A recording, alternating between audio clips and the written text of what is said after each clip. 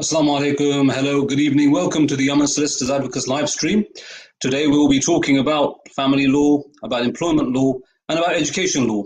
Before we start, I'm just going to play a short video. Aman Solicitors Advocates. From our offices in London and Luton, we represent clients across England and Wales.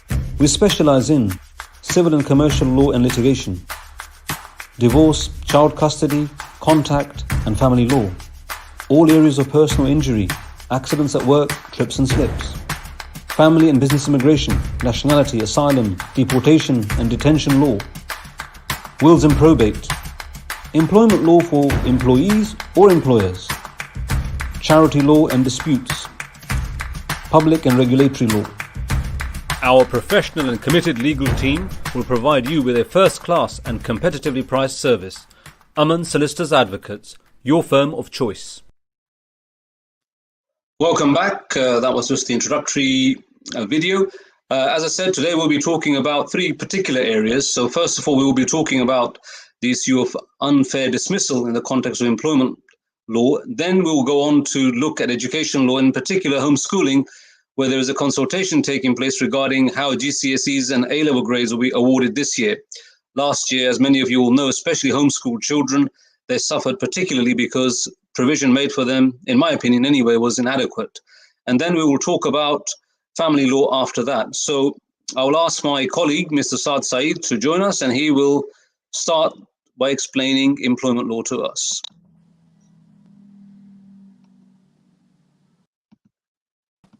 Bit of a technical issue. Sorry, Saad, one moment.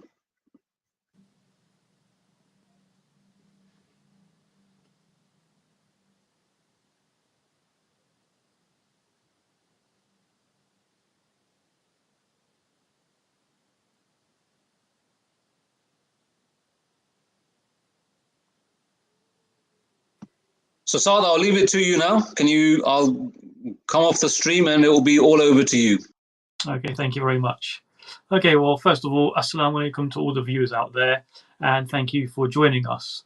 So today I've chosen to talk about unfair dismissal. This is one of the categories of claims that the Employment Tribunal sees on a daily basis. The number of claims at any one time within the tribunal for unfair dismissal always runs into the thousands, if not tens of thousands of claims. So it's a very, very prominent issue which arises in a daily context, which I'm sure affects many of you watching today. So let's begin with the basics. So the right to not be unfairly dismissed applies to all employees who have worked for their employer for 2 years. So it's very, very important everybody out there understands that you don't get the right until you've worked for your employer for 2 years. So those who have worked for their employer for only 1 year, 1.5 years, or even just 1 year, 11 months, they won't have the right to claim that they've been unfairly dismissed if their employment is terminated before they reach that 2-year period. Okay. Now, the next thing, in order for somebody to claim that they've been unfairly dismissed, as there has to be actually in what law we call a dismissal. And it may sound obvious that when you lose your job, there is a dismissal, but there can be some circumstances where under law there is no dismissal. So to take some examples, when your employer gives you a letter saying that you've been dismissed and gives reasons, that is obviously a dismissal. But when an employee resigns for their own reasons, that may not always be a dismissal. Sometimes an employee is required to resign or forced to resign by their employer, where they may be told, for example, either you resign or you will be dismissed, or they are pushed into a corner where they're given no choice but to resign. And in those cases, it's likely that under the eyes of the law, there has been a dismissal. But these cases are a little bit complicated. So if that's happened to you, it's important to seek legal advice to see whether you've actually been dismissed or not. So just to recap then, if you have formally been dismissed and if you have worked for your employer for 2 years or more, then you have the right to claim that you may have been unfairly dismissed if, of course, you think that has been the case. Now, for all of the employers watching out there, you should obviously know that there are 5 reasons under the law for which you can dismiss an employee, 5 lawful reasons where you can dismiss an employee. The first of those is what we call capability.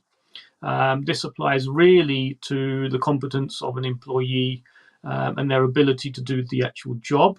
That can also count, for example, people who are off sick long term. If they become incapable of doing the job. We're not going to be talking about that in detail today, but it is one of the 5 fair reasons you can give to dismiss an employee. The next one is conduct. Conduct is mainly split into what we call misconduct and gross misconduct. And obviously, this applies to the conduct of the employee. It mainly applies to the conduct of the employee in the workplace, but it can also apply to things done by the employee outside of working hours in certain circumstances. And we'll come back to that in a bit more detail later. And this is going to be the subject which I'm going to be talking about mostly today. But just to run through the other 3 fair reasons why an employer can dismiss an employee. We talked 2 weeks ago about redundancy. So if there is a genuine redundancy situation, the employer is entitled to dismiss an employee for reasons of redundancy.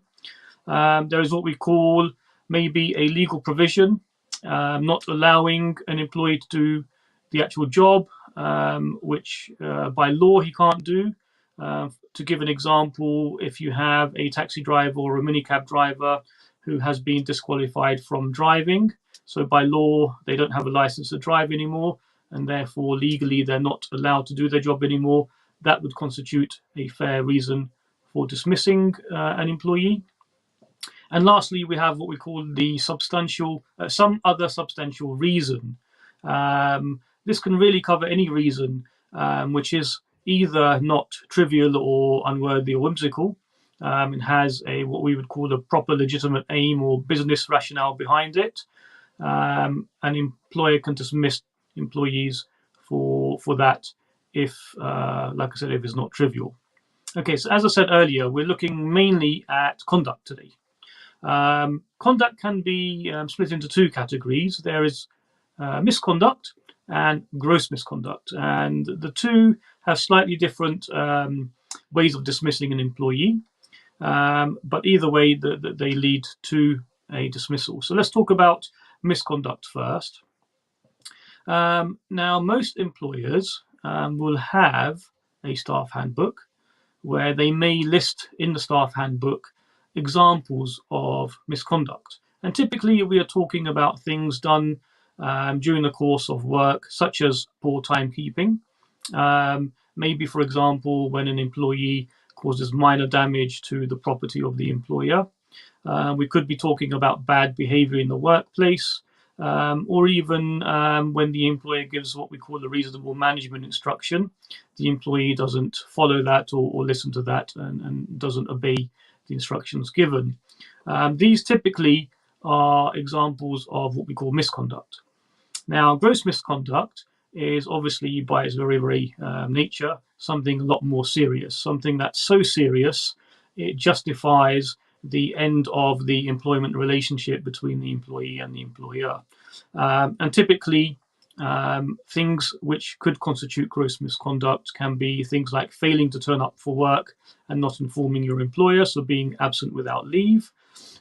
Could be a serious breach of health and safety rules.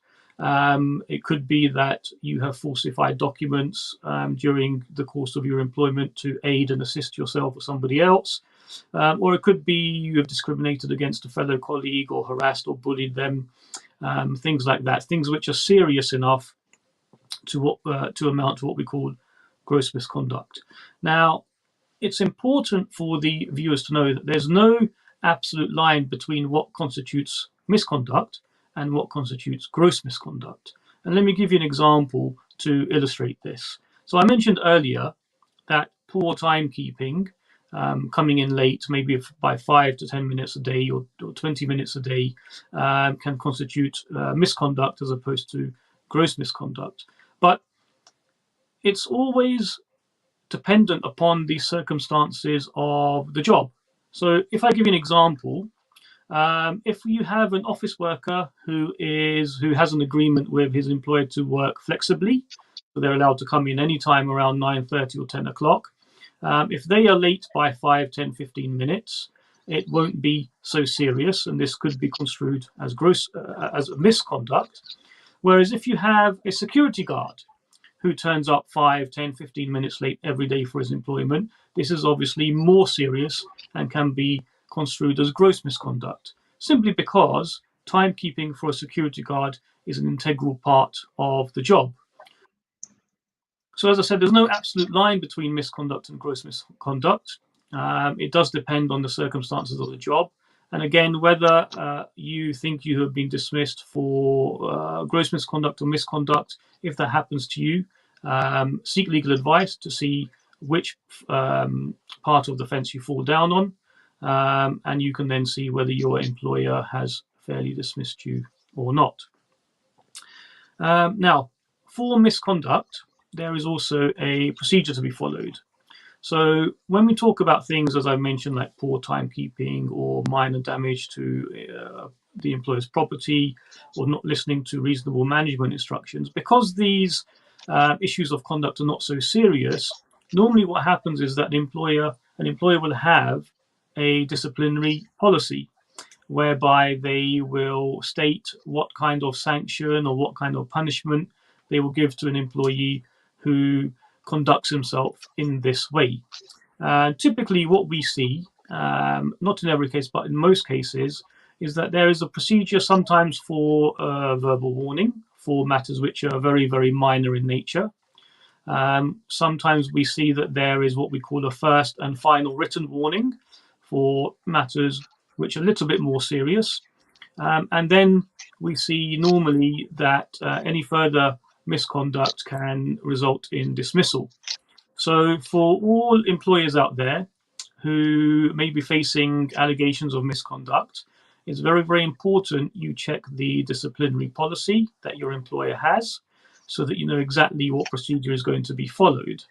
When it comes to disciplinary procedures, there is also normally an investigation done by the employer before perhaps any disciplinary action is considered. And again, for all employees out there, it's important you check the policy that your employer has in terms of the investigation it's going to carry out as well, so that you know what kind of procedure will be followed.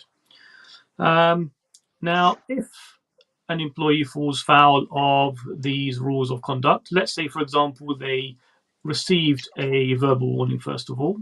Let's say they didn't behave themselves, they continued to behave badly and then received a final written warning. And then let's say that they were then dismissed because, again, they didn't improve their behavior. Normally, the employer will have to dismiss the employee, but we call with notice. So when we say with notice, we mean if they have worked, for example, for 4 years in their job, then they have to be given at least 4 weeks notice of their dismissal, or if their contract allows it, they should be paid 4 weeks pay without having to work those 4 weeks, what we call pay in lieu of notice. But either way, for misconduct, the employer has to give notice of dismissal for a certain period of time. Now, when we talk about gross misconduct, because that is more serious, then the main difference is that the employer is entitled to dismiss straight away, so without notice. So I've seen many, many examples in my daily work life where people have done something so serious they've been told by their employers that because of this, you're being dismissed right here, right now, and you will not be given any notice, and the employment relationship ends here and now and today. And obviously they have to leave the office and they're dismissed from that date onwards. So these are the main differences between conduct and gross misconduct in terms of being able to dismiss somebody. Now, for any of our viewers out there who may have been dismissed recently or within the last 2 or 3 months, what you need to know is that there is a time limit if you want to bring a claim in the tribunal for unfair dismissal, which is 3 months beginning from the date that you were dismissed minus 1 day. So what does that mean in practice? Well, today is the 25th of January 2021. So for anybody who was dismissed today, if you want to bring a claim in the employment tribunal, you have 3 months from now, so that will be January, February, March, April, minus 1 day, so today's the 25th, so the 24th. So the 24th of April is your deadline for bringing a claim in the employment tribunal. However, for anybody watching out there, it's also important that you know that before you make a claim in the employment tribunal, you have to contact ACAS. ACAS is the organization which is an arbitration service. You have to contact ACAS within this 3 month minus 1 day deadline, and you have to go through a procedure called early conciliation with ACAS before you make your claim in the tribunal. Now, if anybody automatically goes from being dismissed to making a claim in the employment tribunal without contacting ACAS and without going through the early conciliation procedure, the employment tribunal will reject their claim, ask them to go through the early conciliation procedure, and if you are more than 3 months out of, if you're out of time, so you haven't contacted ACAS within that 3 month minus 1 day period, you could be out of time in bringing your claim, and this would cause you problems. The worst case scenario being that you may not be able to continue with your claim for unfair dismissal. So it's very, very important that you stick to the time limits and that you work them out properly, and that you contact ACAS and go through the early conciliation procedure first before going to the tribunal. Okay, now let's assume, for argument's sake, that we've got through that. We have an employee who has been dismissed. He worked for his employer for more than 2 years, and he thinks he's been unfairly dismissed. So he's gone through the ACAS early conciliation procedure. That hasn't worked out. He's now made his claim in the employment tribunal. The real question is, what is the legal test that the employment tribunal is going to apply in deciding whether an employee has been unfairly dismissed or not? The reason I want to explain this is because a lot of the time people come to me and they say, well, I didn't do it. You know, they accuse me of hitting this person. I didn't do it. They accuse me of falsifying this document. It wasn't me. I didn't do it. They accuse me of turning up late for work, but I didn't do it. I was early on time all the time. That isn't actually, the people think that when they go to the tribunal is going to decide whether they actually did the act or not. And if they didn't do the act complained about, then they will succeed in their claims. But that's not actually true. So by law, when you go to the employment tribunal, what the tribunal is going to look at is this. They're going to look at the facts which the employer knew at the time that they dismissed the employee. They're going to look at whether, based on those facts, they could have held a genuine belief that the employee carried out those acts. And they're going to look at whether there was a reasonable investigation carried out in order to ascertain those facts. So let's go through that one by one. So first of all, the employer has to carry out an investigation. And the investigation has to be what we call reasonable. It doesn't have to be perfect, doesn't have to be absolute, it has to be reasonable. Based on that reasonable explanation, they have to make a decision. Do they hold a genuine belief that the person reasonably may have done what has been alleged? Not that they actually did it or not, but do they have a reasonable belief that they actually did it? And if they do, then they are entitled to dismiss. So what we talk about in the employment tribunal then is really a reasonableness test, and whether the dismissal is what we call within the range of reasonable responses open to the employer. This is different to actually whether the person did it or not. And it's very, very important for the viewers out there to know that, and also any employers out there watching, they should know what the legal test is. I believe then, I think we're going to be going back to Basharat now, because I think we're going to be moving on to the next area of law. Obviously, I'll take any questions that come my way, but for now, over to you, Basharat. Assalamu alaikum, sir. Thank you very much for that. That was a very simplified but clear explanation of the law on unfair dismissal. We'll take any questions. If anybody has them, just pose your questions. One of the viewers has asked, may he ask a question? You're more than welcome to do so.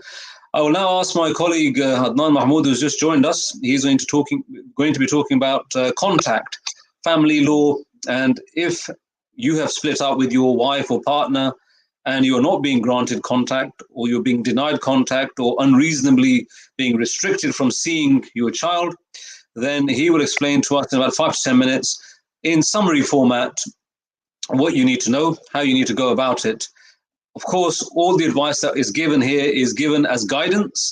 You must take independent legal advice, whether it's from us or anybody else, before you take any actions. Do not try and interpret the law for yourselves, because that can lead to disastrous consequences very often.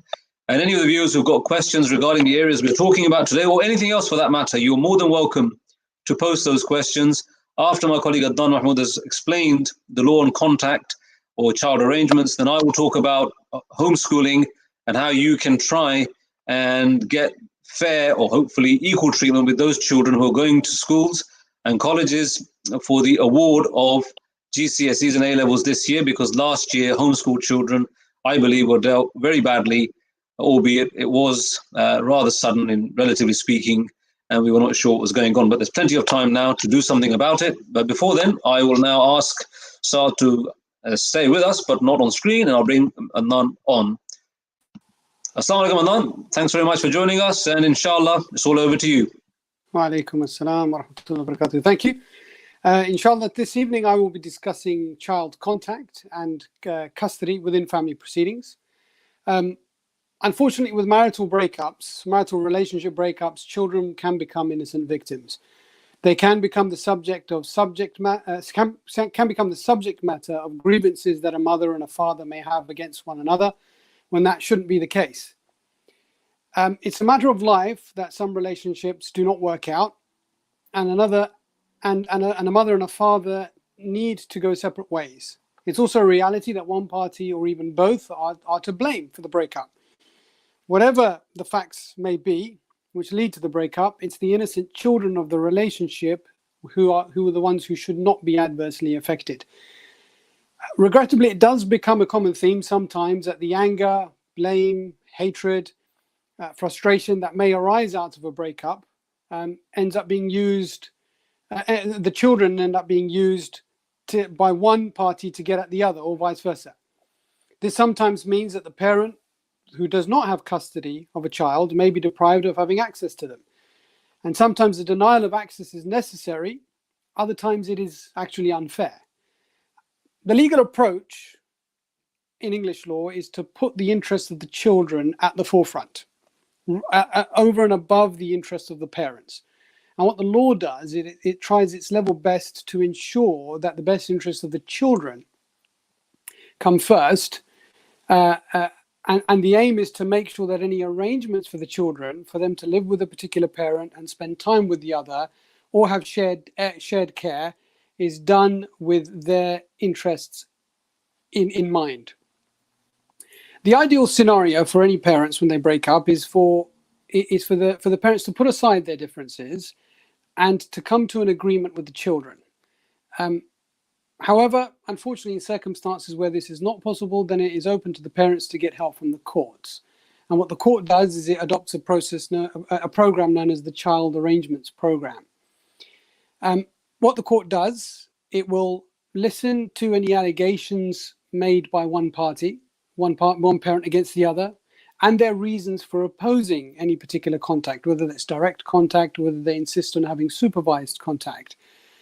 And the court does so with the help and assistance of an organization known as CAFCAS, which is an advisory body which specializes in child cases. And sometimes if it's not CAFCAS, then it's the social services of a local authority.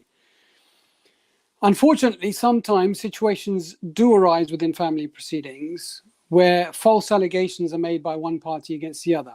In many instances, allegations which are made are actually true, and they're done in order to protect the children.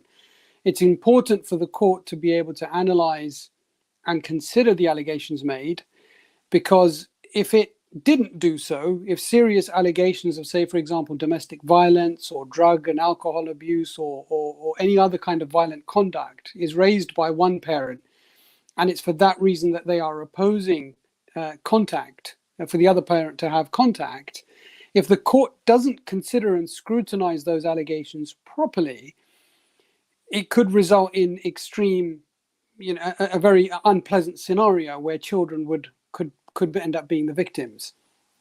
So that's why it's extremely important for the courts within the child arrangements program to consider allegations that are made by one party against the other, such that it can ascertain the truth of those allegations for the sole purpose, which is the welfare and the best interests of the children. I myself am regularly instructed to represent parents in child proceedings.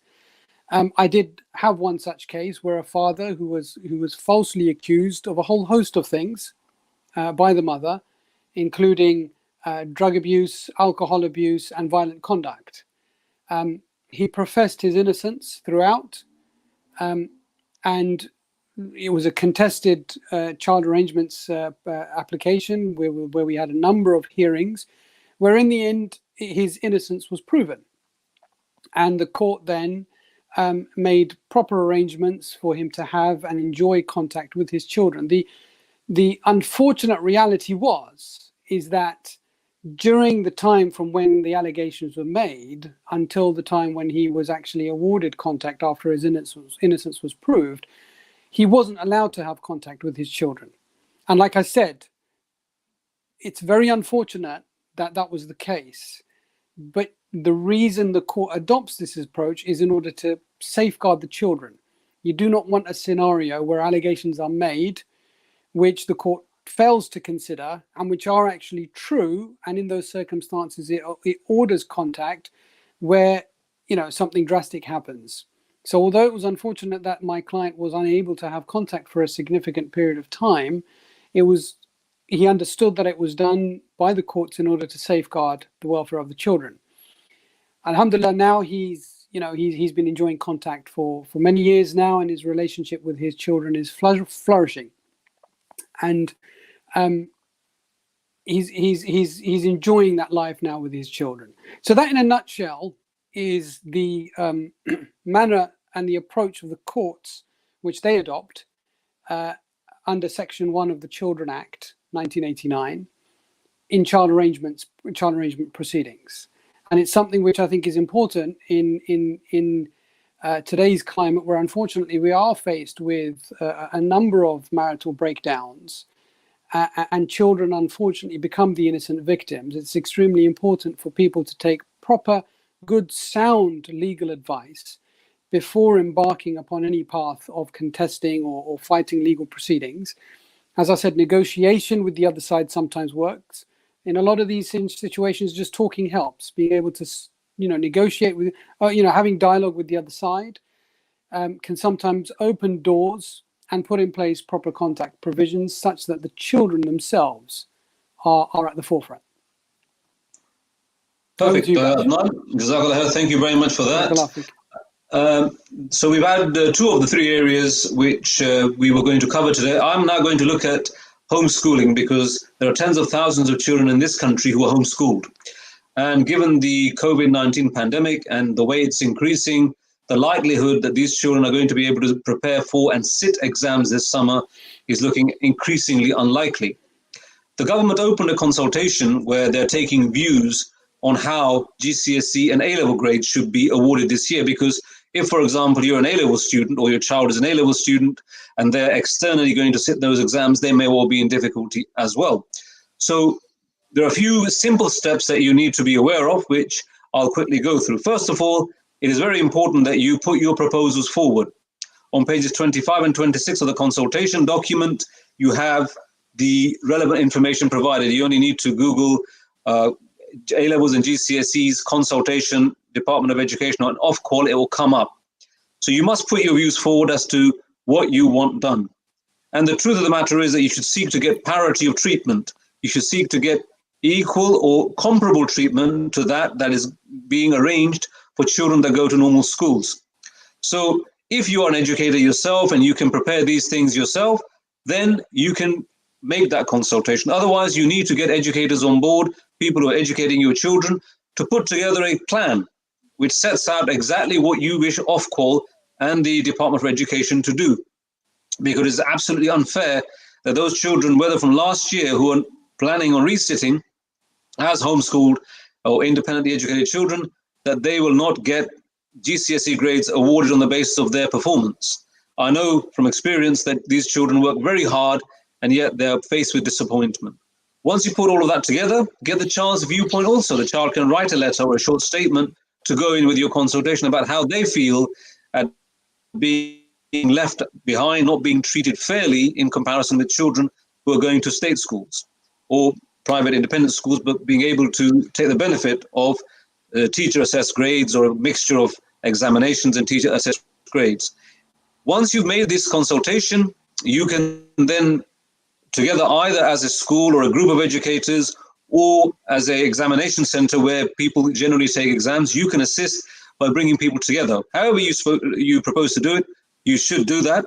If you need legal advice and help to formulate a proper argument to put to the Department of Education, you should take professional legal advice. The advice I'm giving is for general guidance. We deal with this area of law, as do many other professionals out there.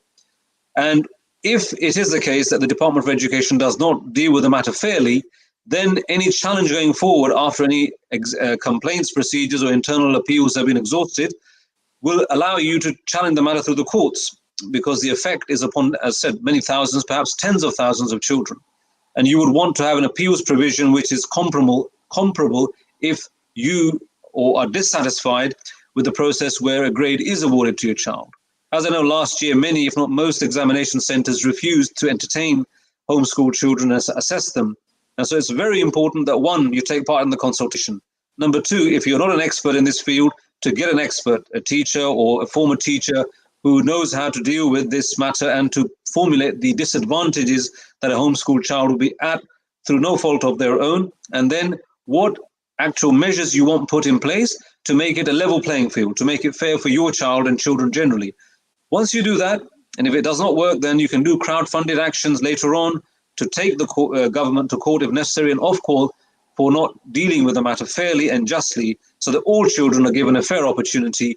The process to challenge that will normally be by way of a judicial review, which is done through the High Court, the administrative court in the High Court. And how that matter pans out is a matter for the future. But if you haven't addressed it and sought and given evidence as to why you're seeking a particular form or particular types of treatment, then your likelihood of success in any court challenge will be that much lower.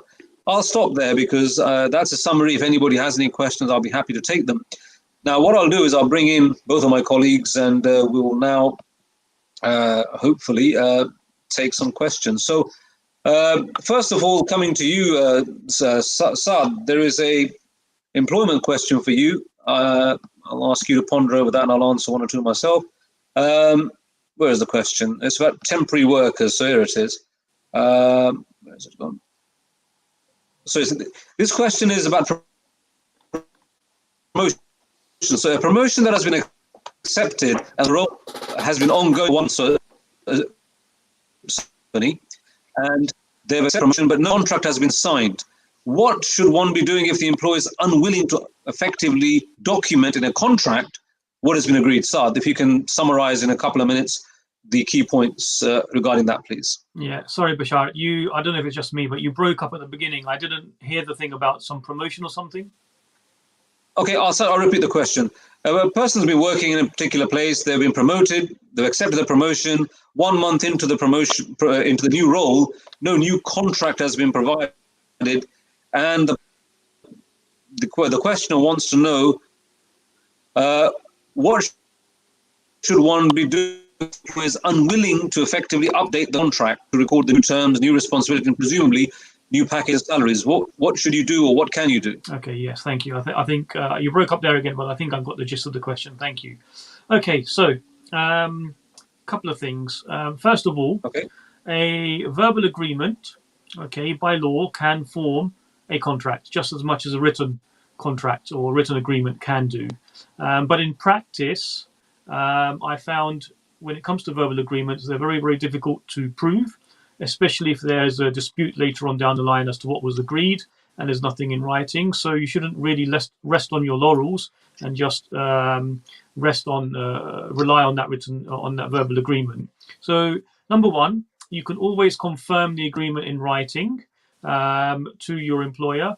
and ask them to confirm that that is okay. But more importantly, under the Employment Rights Act, you can ask for a statement of terms and conditions of your employment, and your employer has to give that to you really within 1 month of either when you started your job or when you were promoted.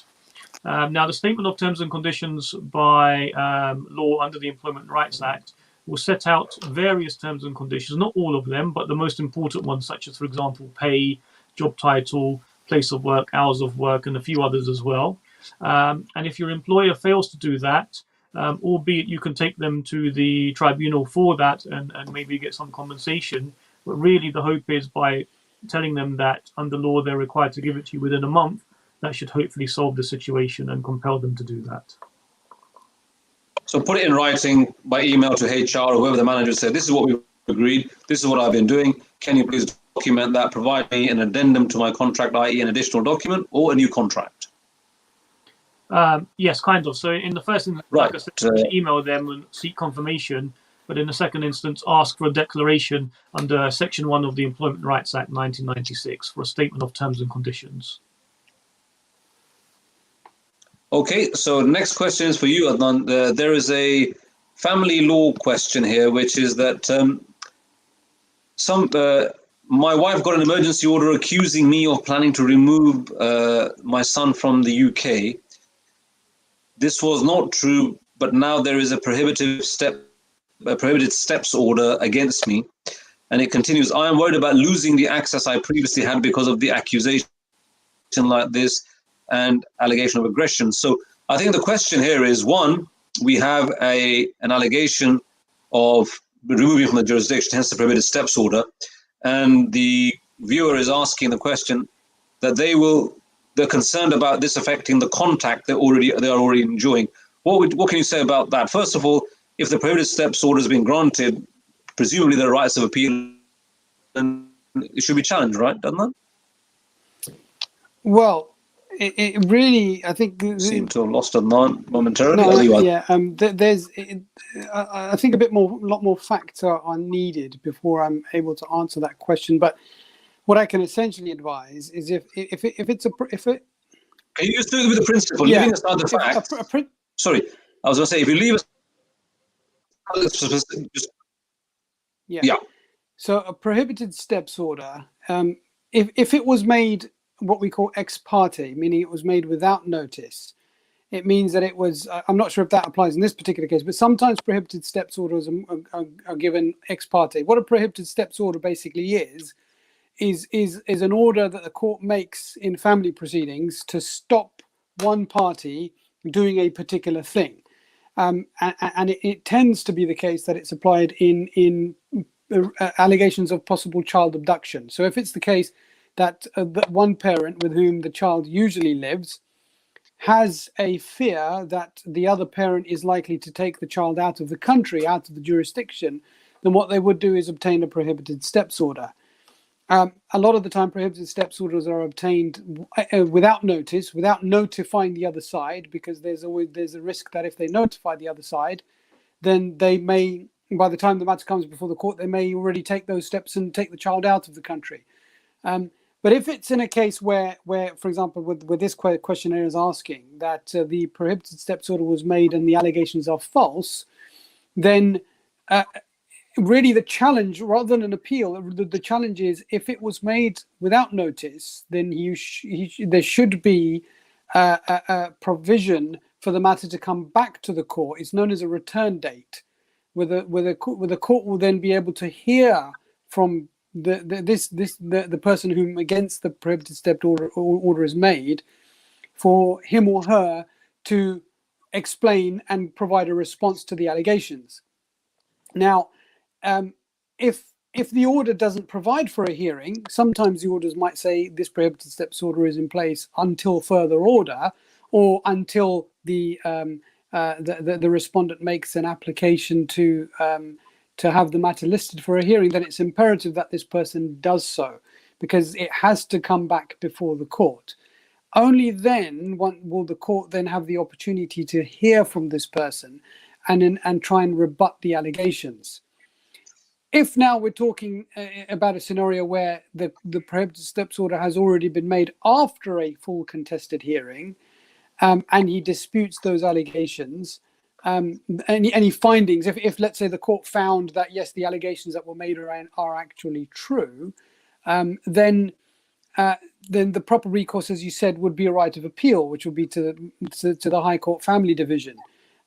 But appeals against fact-finding hearings are not that easy, because obviously the judge who heard the case would have had the benefit of hearing all of the evidence. But ultimately, yes, the remedy would be the appeal. Now, in answer to the second part of the question, what effect would the prohibitive steps order have on contact? Well, if we're talking about a situation where you've already got a child contact order in place, then the answer should be it shouldn't really affect it at all, because the child arrangements order runs its separate course and it allows for contact. But if the person with whom the children usually live has applied to vary, known as basically change that child arrangements order, that's when it could have a bearing. But ultimately, yes, I mean, the principles are, in a nutshell, that if a prohibited steps order is contested, then a return date should immediately be asked for the matter to come back before the court. If it's already been contested and findings of fact have been made, then an appeal would be the potential remedy there. And in terms of effect on child contact, in principle, it shouldn't, unless there have been raised some allegations in relation to, like I said in my opening, about the welfare and the safeguarding aspects relating to the children. If those are brought back into question, then the court can potentially open it, but it won't reopen the matter until somebody makes an application to the court and invites the court to do so. Okay, so just to summarize, we were losing your connection. If you have had this order against you recently without you being allowed to speak at the court before the judge to challenge the allegations, then you should be given a date to go back to court to present your side of the case, so the judge can hear both versions before the judge makes a final decision. It might also be called an interim order. If the case has finally been decided after the hearing, then you have to appeal that if there is merits to do so. If the judge gave good reasons for disbelieving you, then that's very difficult unless you can come up with further evidence.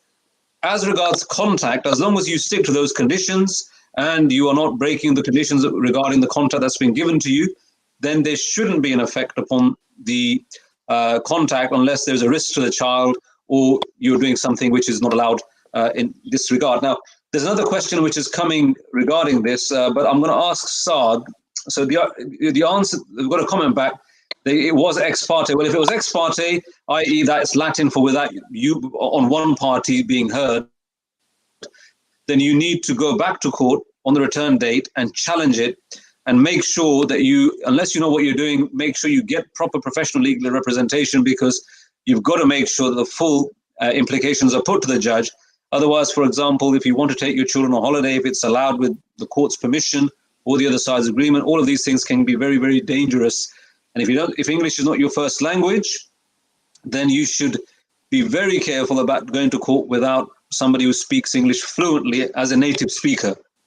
Because what would happen is there may be expressions used which you understand in a particular way, but idioms, metaphors, and expressions which are not literally to be taken can cause problems. I've seen that in practice in other areas of law.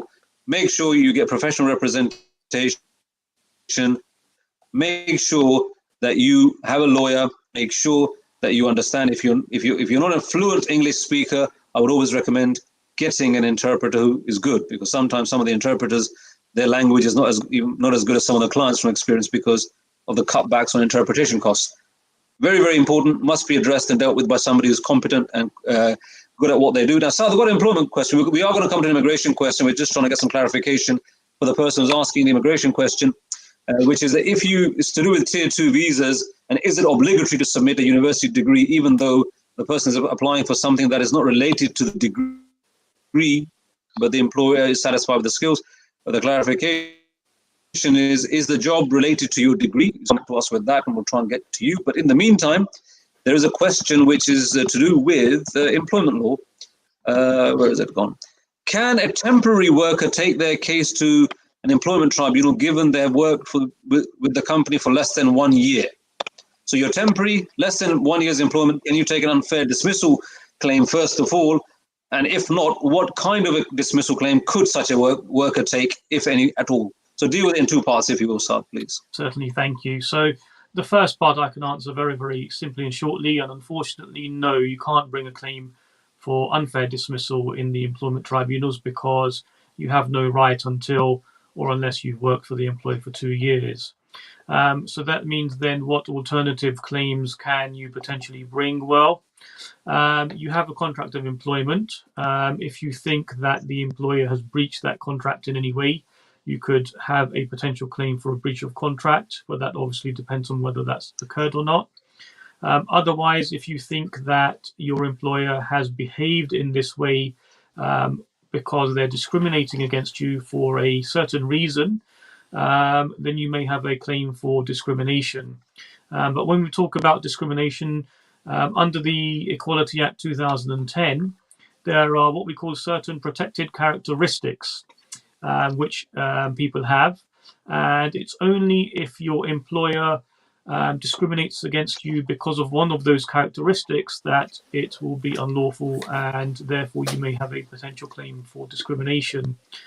If the employer is behaving badly against you for any other reason, which is not a protected characteristic, then unfortunately, under the eyes of the law, you won't have a claim for discrimination. But again, without knowing further details, it's difficult to say exactly whether a person has a potential claim or not. And again, it's important for that individual to seek legal advice. Thank you. I mean, as with any of the questions, if you need further clarification, on a general level, we don't mind if you email for family cases, Adnan Mahmood. You go to our website, www.amansolicitors.com, or somebody else. You don't have to come to us. Same with Saad Saeed. Now, I've got another contact-related question, Adnan, this time for you then. The questioner effectively is saying, what can you do, if anything, to try and maintain and reinforce a contact order which has been granted by the court, but the child with whom, the parent with whom the child resides is using COVID-19 as an excuse or a pretext to not send the child or children for contact with the other parent? So what would you like to say about that? What could be done to try and ensure that contact does take place?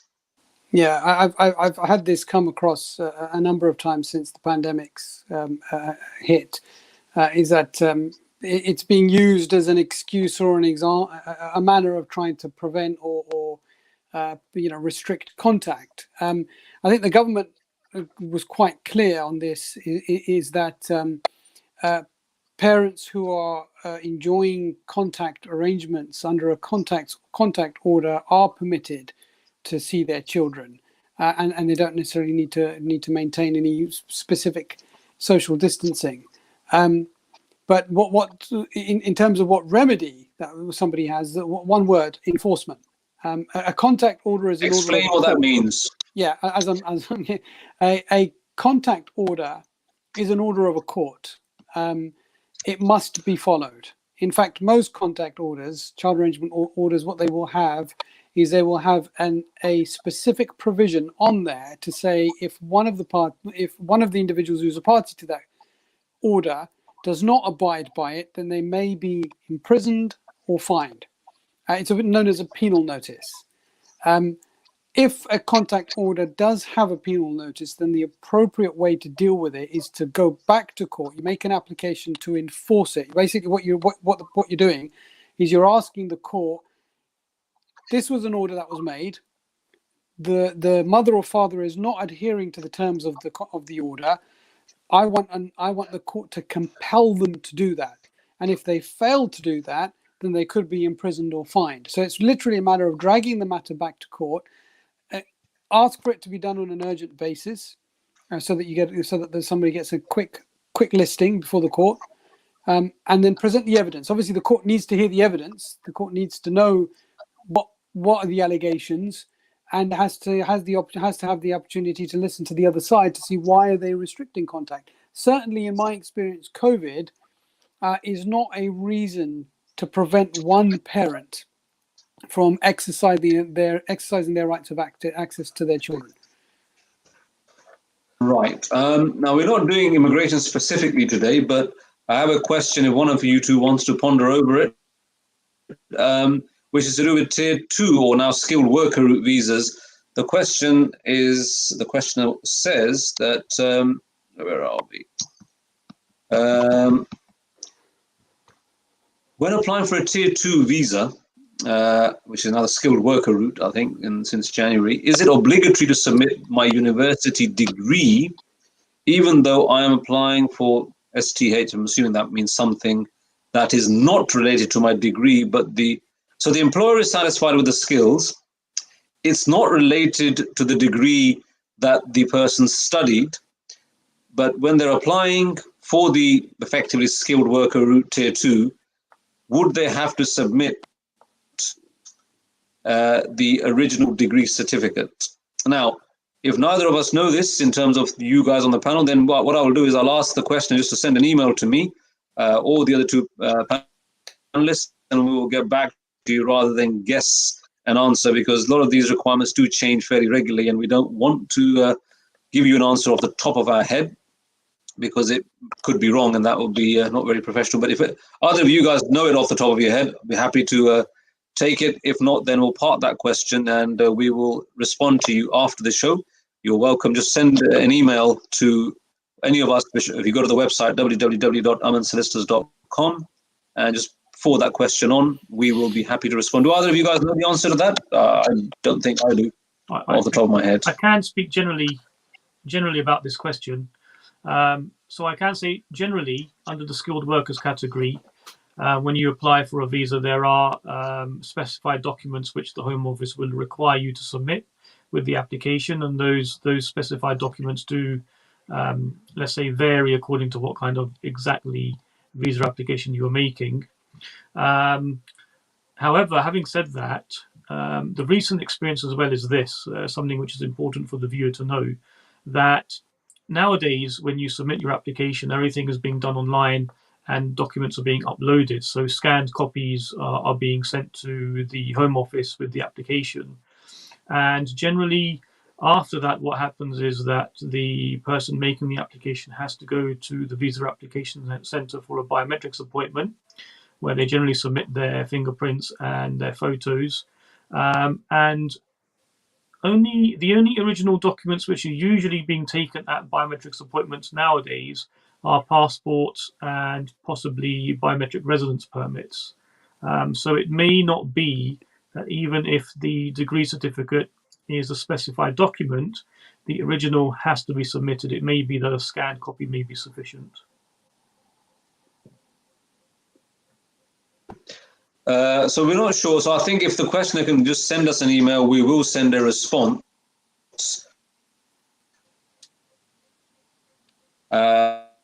Around December, the new guidance came up, and in the light of that, I think that's the easiest way to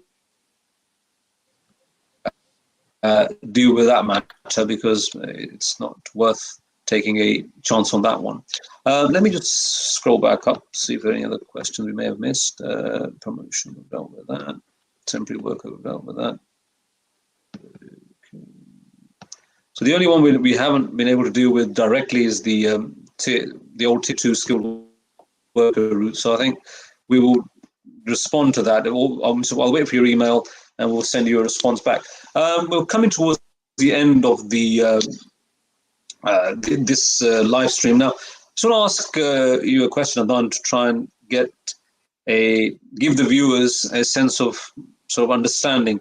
How quickly are the courts responding to applications? So in the case of the question regarding COVID being used as a pretext by some parents to deny contact, what's the process for enforcement? So let's say, client emails you tomorrow, says, look, I was supposed to see my son or daughter on the weekend. Third weekend in a row, my wife has said, or my husband has said, oh, can't come because of COVID. What do you do, and how quickly can it be turned around? Well, unfortunately, the courts are dealing with a significant sort of backlog the Lord Chief Justice, the Lord Chancellor, I believe, issued guidance to the courts on what applications to deal with in a priority, and children matters are quite high up on the list. So if someone was to approach me, say now, and say, look, I need to enforce this order, potentially depending on the court that they're in, because some courts are working a lot faster than others where they've got less of a workload, but in theory the application could be heard within 7 to 14 days. But again, I caveat that, saying it all depends on which court you're at and how much of a backlog they are dealing with. Okay, and in terms of costs involved in such applications, what's the likely cost? Yeah, the ordinary. When you say costs, are you referring specifically to cost orders that the courts make, or what are the legal costs that are involved? So legal costs, I mean, if you've got, let's take that case, the scenario that we're dealing with, where the person is effectively not being able to see their child, so they need to make an application. Is there a minimum cost? What should they budget for, should I say, the average application to enforce a contact that's taking place? That's not taking place, sorry. Yeah, well, firstly, there's a court fee of £215, which must be paid in order to bring the matter back to court. So that's the court fee. In terms of the legal costs, again, it depends on the allegations that are being made. If they are significant and it involves detailed witness statements and a hearing back in court, ballpark figure could be anywhere from £1,000 upwards. But obviously, each case depends on its own facts. It's difficult to answer without knowing full facts, but that would be a kind of starting figure. So it's straightforward, whatever that means. A simple type of case, which is not complicated, multiple allegations, bad history, and so on. £215 court fee, approximately £1,000 to get the matter into court. Saad, you got a case for you. How much does it cost to take a case to an employment tribunal now? Can you give an example of, say, a case where there's the complainant, one manager and one witness, say 4 witnesses for a employment tribunal case, and then give us an example of a case where there might be 8 witnesses. What sort of costs are involved if you were to instruct a firm of solicitors to represent you in a case? Yeah, certainly. So obviously the legal fees which determine the cost of bringing a claim to the employment tribunal depend on how much work is involved. Obviously, the more legal issues there are, the more work will be involved. The more witnesses there are, the longer the time of the trial, and therefore there will be more work involved as well. So as we look at all of those factors, including the complexity of the evidence, the amount of documents, if it gets more and more complicated, the cost goes up and up and up and up. However, having said that, all viewers should know that the ACAS... But let's take a case. Yeah. Sorry, what I was going to say is, let's say it's a 4-day trial. You've got 4 witnesses. Let's say give it a day. So 3 days for evidence, 1 day for submissions. How much would the person be looking to pay roughly? I mean, again, people need an idea of the sort of costs involved in a case like this. Yeah, so I mean, we're definitely talking thousands of pounds here, not hundreds and probably not tens of thousands of pounds.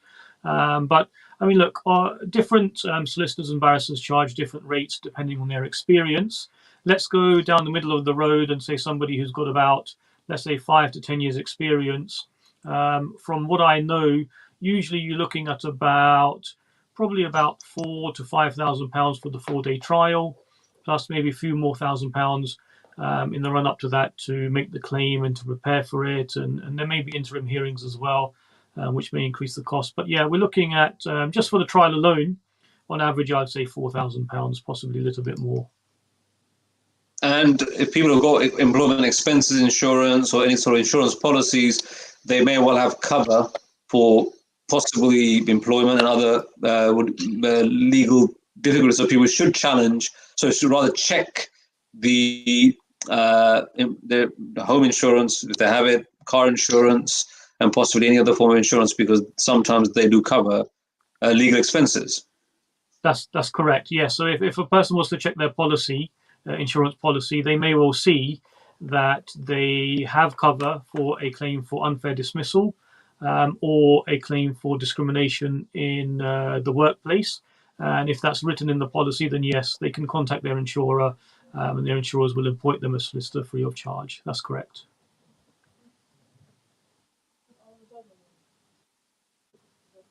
Okay, I think this neatly brings us to the end of today's clock. So we're having some interesting special effects taking place on the screen without anybody doing anything. I think we'll have to look at what the technical problems are. But of course, I'd like to thank Adnan, Mahmoud, my colleague, and Saad Saeed for taking their precious time out this evening to share their thoughts with us. I hope that you found it beneficial. I certainly have. And until next time, we hope you all stay safe, inshallah. Look after yourself. Take care. And keep your questions and comments coming in. You don't have to wait until the end of the week. You can email us at any time, or you can post the questions on Facebook or any other form of social media, and we will try and answer your questions beforehand. They can be emailed, posted on social media, so that when we come to the live stream, the more time we've had to look at them, the better we are able to assist you. No solicitor knows everything. If they say that, just be mindful of what you're dealing with. Ultimately, a lot of these things need to be checked out, especially in matters of detail. So until next time, all it remains for me to say is Jazakallah khair to both of my guests. And Assalamu alaikum, goodbye, and hopefully we'll see you next week. So bear with us, and we'll be leaving any moment now. Assalamu alaikum.